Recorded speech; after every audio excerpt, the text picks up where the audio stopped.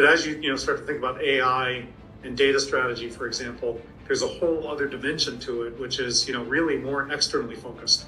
It's thinking about where is the next frontier of technology innovation, for example, and how do we need to be thinking about that. Today on the Daily Scoop podcast from the Scoop News Group, inside HHS's tech policy reorganization, an interview with Micky Tripathi, the official leading that reorg. It's Tuesday, August 6, 2024. Welcome to the Daily Scoop podcast, where you'll hear the latest news and trends facing government leaders. I'm the host of the Daily Scoop podcast, Billy Mitchell. Thanks so much for joining me. Here are today's top headlines. Ransomware has run rampant in recent years. It's become so bad that now a Senate committee wants to equate it with an act of terrorism. Within the annual Intelligence Authorization Act introduced earlier this summer is a provision authored by Senator Mark Warner of Virginia that seeks to address increasingly rampant and damaging ransomware attacks by calling out ransomware gangs by name and branding them as hostile foreign cyber actors. It would also designate nations that harbor ransomware actors as state sponsors of ransomware and slap such states with sanctions and grant the U.S. intelligence community greater legal authority to go after ransomware actors by elevating ransomware to the level of a national intelligence priority. Although the U.S. Justice Department has said in the past it is elevating investigations of ransomware attacks to a similar priority as terrorism, the Senate Intelligence Committee's proposal, if passed into law, would be the first U.S. law that directly links ransomware to terrorism. However, experts question whether the move to treat ransomware actors like terrorist groups and to use U.S. sanctions authorities against their backers will have the desired effect.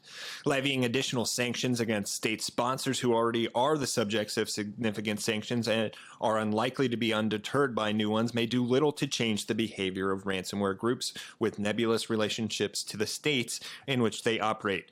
But the bill's defenders argue that it sends an important signal and that once passed into law, it will indicate to U.S. adversaries that Washington is seriously ramping up its efforts to address ransomware. In other news, the Department of State is looking into off-the-shelf large language models that could be customized for its use cases and be used with an array of government data, according to a recent disclosure from the agency. The source's sought notice, which was published last week, is part of the agency's market research to figure out what tools are available for purchase. Specifically, the department is looking for a platform to support a range of AI-enhanced workflows able to securely process and analyze government data of various classification levels. According to the notice, the LLM must meet the Defense Department's Impact Level 6 and have at least a moderate-level FedRAMP authorization for commercial software. However, as with any source of sought notice or government RFI, the publication isn't a solicitation or indication that the agency will commit to a contract award. The State Department has already launched an internal AI chatbot, is encouraging people to use things like ChatGPT, and is using the technology to complement its diplomatic mission. In remarks in June, Secretary of State Antony Blinken said AI has freed up the department to focus on what employees can add. In total, the State Department has 28 uses of AI on its public use case inventory, including deepfake detection and conflict forecasting tools. In responses, the agency wants to hear from companies to provide information about products that can leverage generative AI in processing content, support robust, secure translation capabilities, have mature data management capabilities, and are highly secure with comprehensive access controls, among other things.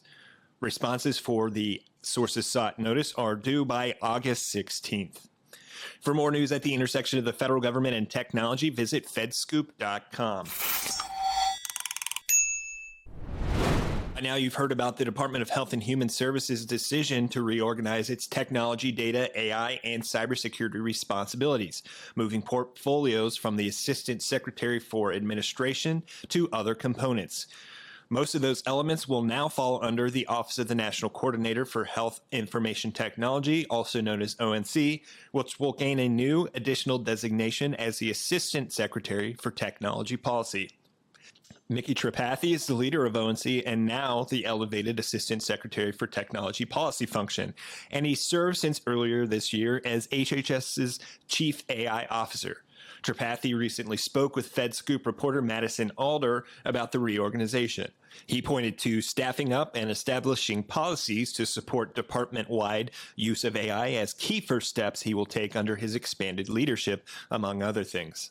Let's go now to that interview with Micky Tripathi. I want to talk first about kind of the motivation for this change. Why is this happening? Why are these responsibilities now being shifted under ONC? Sure. I think, there's a couple of things kind of coming together. One is that as we in the department have started to observe and embrace the importance of information technology, which obviously is we've been involved in clinical health information technology for a number of years, but more broadly, I think the uses of information technology and fully recognizing and embracing that that this is actually very strategic in terms of sort of the department mission objectives and how we need to think about information technology in a very strategic manner to help support our better fulfillment of the different missions across the department. Because if you step back and look at the expanse of the Department of Health and Human Services, it's somewhat breathtaking when you think about it, because it's NIH and FDA and did I mention Medicare and Medicaid, and did I mention the CDC? So on and on and on. So you've got covering almost the entire value chain of life sciences, from research and discovery all the way to public health and everything in between. So we're starting to look at it from a department perspective, working with all of the operating divisions and the staff divisions, start to recognize the importance from a strategic perspective of information technology and data, and of course AI is included in that. And in this administration, Secretary Becerra and Deputy Secretary Palm have put a big emphasis on making sure that we've got synergies and alignment across all of the different agencies over which over which the department kind of provides guidance and management.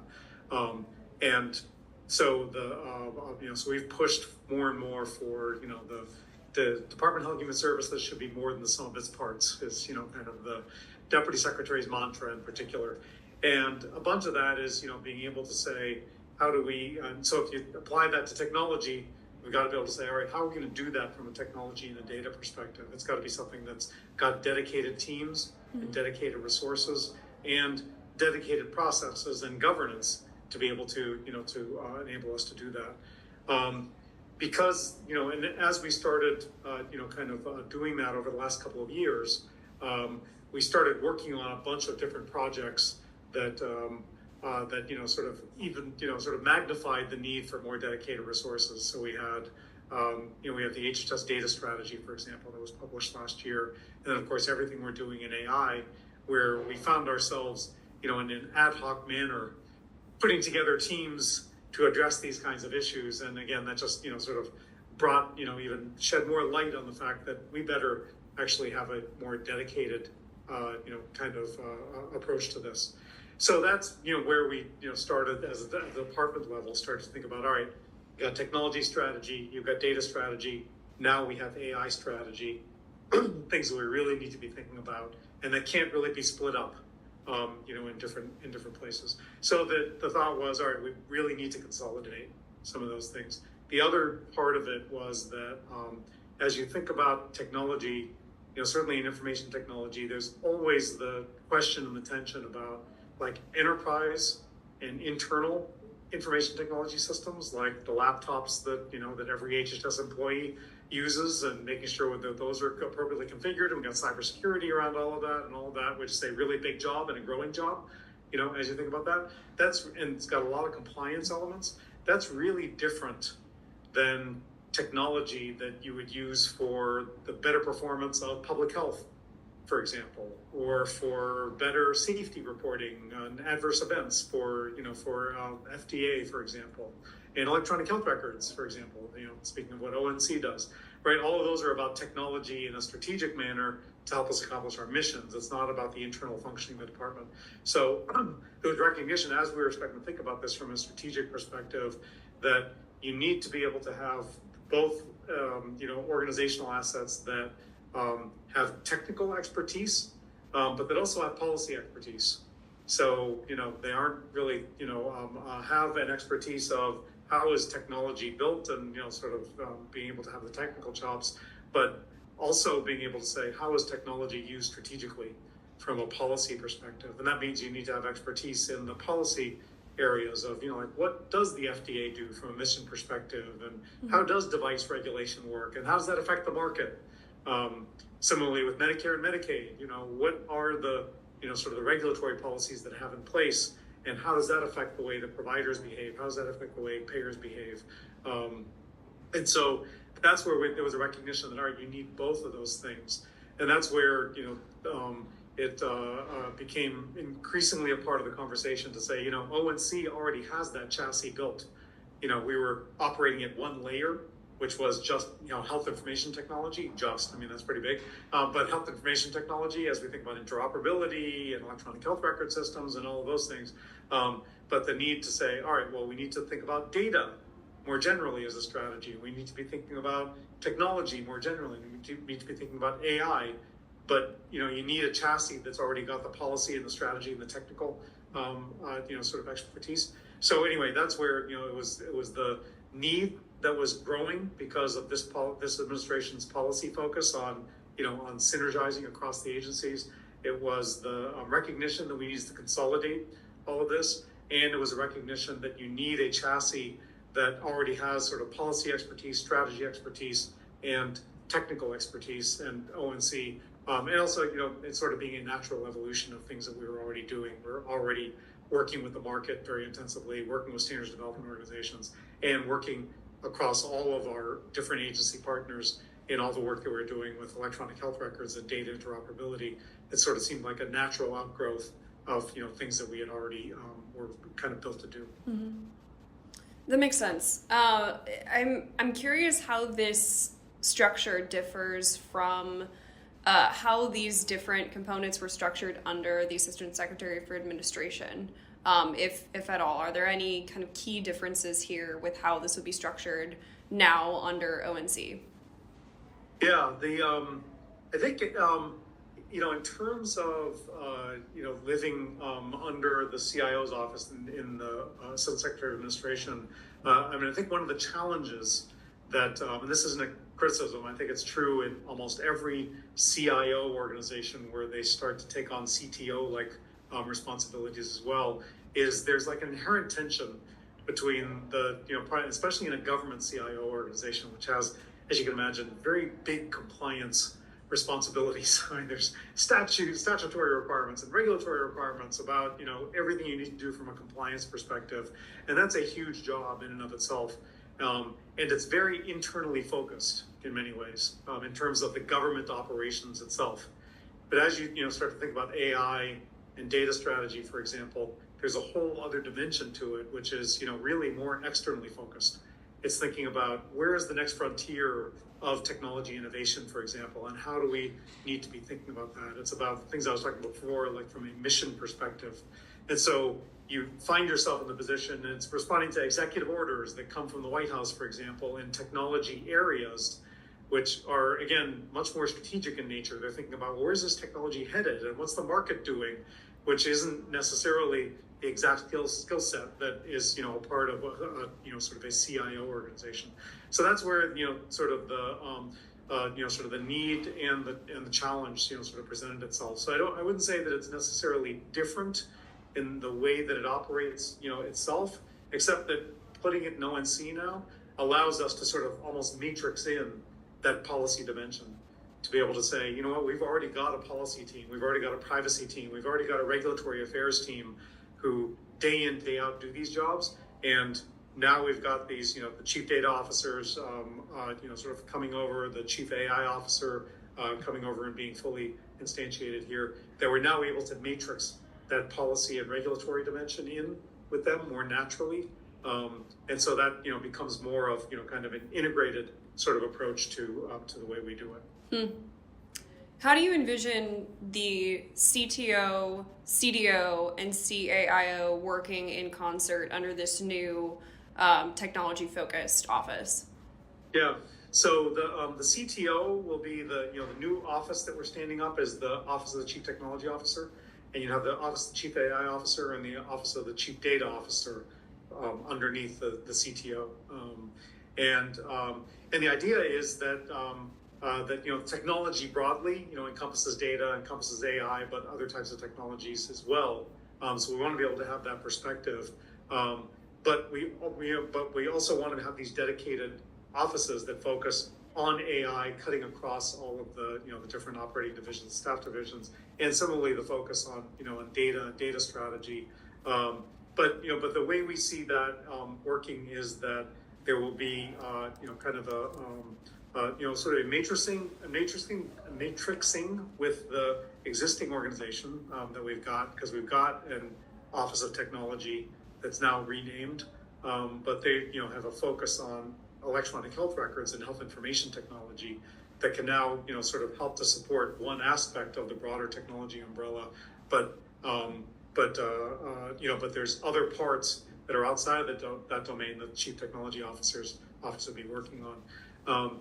I think that we see that as being a place to identify, sort of places to go from a strategic perspective, and places to pilot and experiment with new types of technology approaches, and then there being, sort of a handoff at the point that a decision is made to say, all right, this set of technologies are things that we actually want to roll out across the department, and then we'll work with the CIO's office to say, all right, the decision has been made that these are going to be rolled out across the enterprise. It's now the CIO's responsibility to make that available on every person's laptop, for example. That's where, because we wouldn't really be built for that. That's more of an enterprise function to say, all right, that's user management.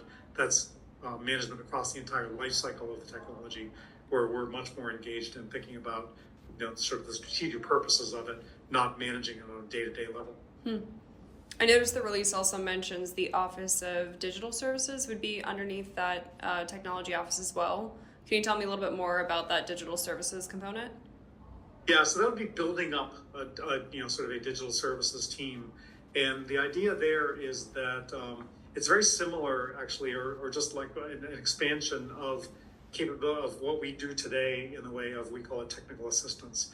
So we have a policy right now that's within the department itself that's called the Health IT Alignment Policy that Secretary Becerra put into place about 2 years ago, that requires each of our HHS agencies, so the operating divisions like CDC and CMS, FDA, requires them to, in all of their contracting vehicles, their funding mechanisms, their policies, to support and require the use of ONC approved standards in the areas where we've approved standards. So, the US CDI, US Core Data for Interoperability data standards for labs and for patient demographics and for procedures and for allergies.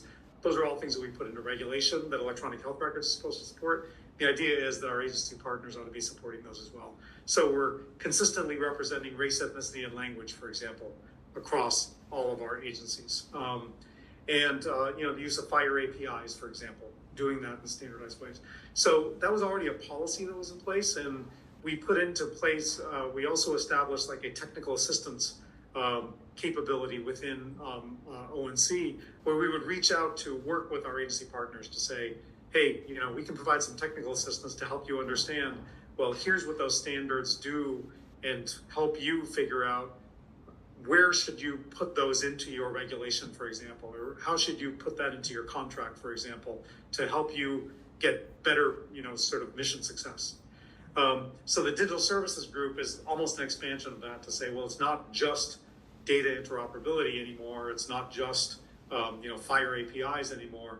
It's actually about providing technical services for organizations who are thinking about, AI and innovative uses of AI, and they may need some more technical expertise in helping them think through that, or, data strategies, for example, and data platforms, and how they think about, innovative uses of data and where they intersect.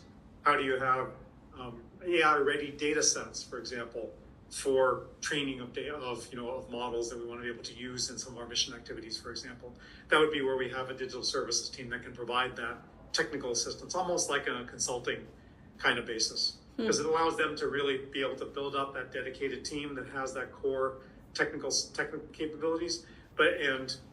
We don't need every operating division to create its own dedicated team, which wouldn't have enough demand probably to keep them fully occupied. This allows us to say, here's a central resource that our agency partners can draw on so that we can provide that in the most efficient manner. And it ensures that we have more consistency across the agencies, because someone who's working with CDC, maybe working with CMS the next day, and is better able to say, wait a minute, let's not do it different than the CDC is doing. Let's actually do it in a consistent manner, so that so we get that policy alignment. Okay. The other thing I wanted to touch on that I think you've mentioned as well is the CTO role, and it being reinstituted. Can you talk to me a little bit about where the CTO role has been over the last couple of years or so? Yeah, it's actually taken sort of different dimensions depending on the administration that was in place and the personalities. I would say it was in some ways a very personality driven office for a number of its years, not entirely, but so you had folks like Todd Park, who was the CTO under President Obama, who is in some ways a legendary figure in health IT. One of the founders of Athena Health, drove a lot of perspective on what should technology strategy look like at CMS and the department at large. Did a bunch of things like open data initiatives, a lot of innovation challenges. A lot of sort of activities in that domain, which I think were very forward-thinking and sort of spoke to the need for having a technology strategy that brings together the different agencies on things that make sense from a cross-agency perspective. He worked very closely with Anish Chopra, who was President Obama's chief technology officer for the entire country. And similarly, Anish, I think, did similar things across the entire federal government in thinking about that. And then I think it then sort of ended up becoming more about sort of innovation grants and innovation challenge kind of activities, which again it's great stuff, but kind of a different flavor and a different approach to it.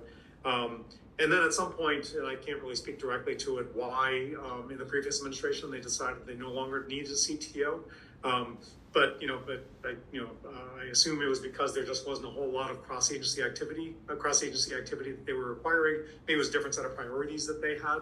But then coming into this administration, as I said, the secretary and deputy secretary placed a great premium on cross-agency activities, on bringing together the agencies so that we have a little bit, a lot more synergy and a lot more opportunities for sharing assets, sharing technical resources, alignment across all our agency partners. So that's where I think we, sort of created the demand for that through the policy priorities that the administration had, and then being able to say, we need to institutionalize this more so that the, sort of the perspective of having more of that top-down ability to align things and to provide the opportunity for the different operating divisions to have ways for them to be able to collaborate with each other in a more proactive manner than is available today.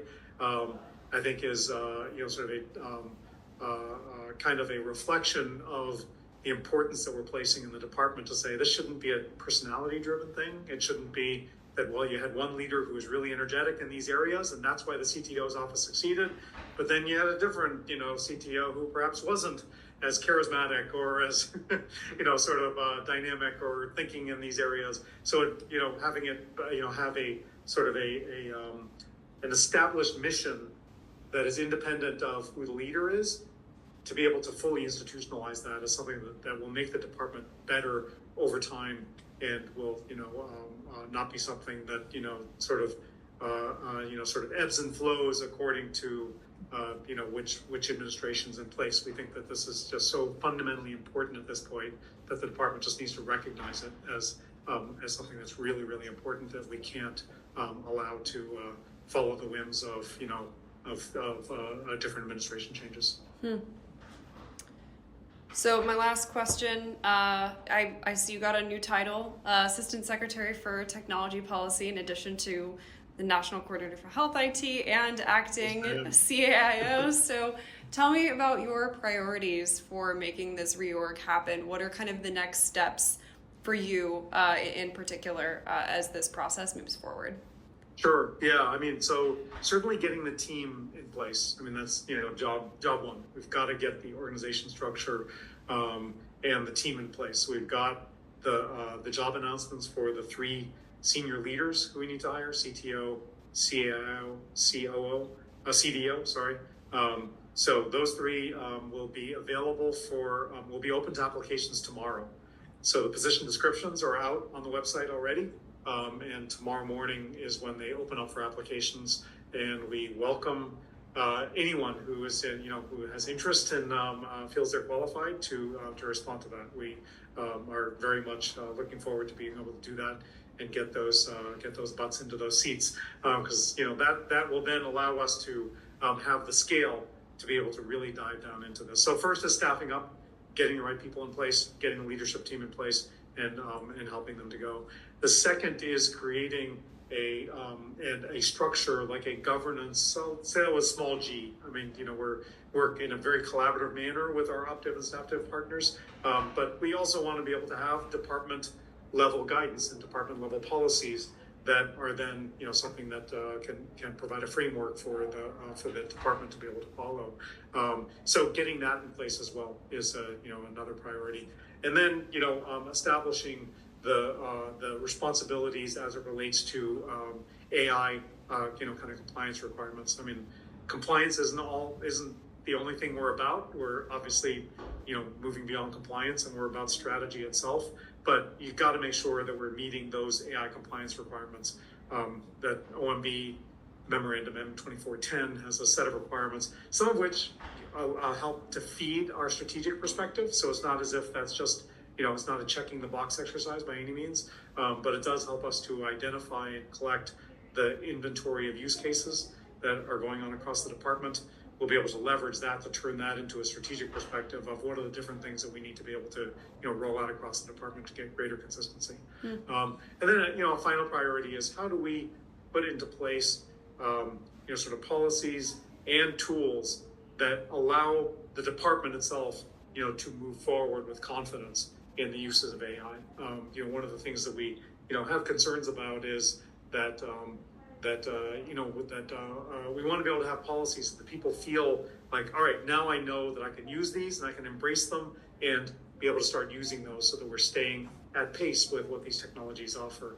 And in the absence of any of those, sort of guardrails or policies, people get concerned, and so they may shy away from using them because they're afraid they're, could be out of compliance or going to do something wrong, or could have other unintended consequences. So I think being able to set up those sort of safe guardrails as soon as we can, so that everyone in the administration, everyone in the department feels the comfort with being able to use these tools appropriately is going to be an important piece of this as well. For more on AI adoption in the federal government, visit FedScoop.com.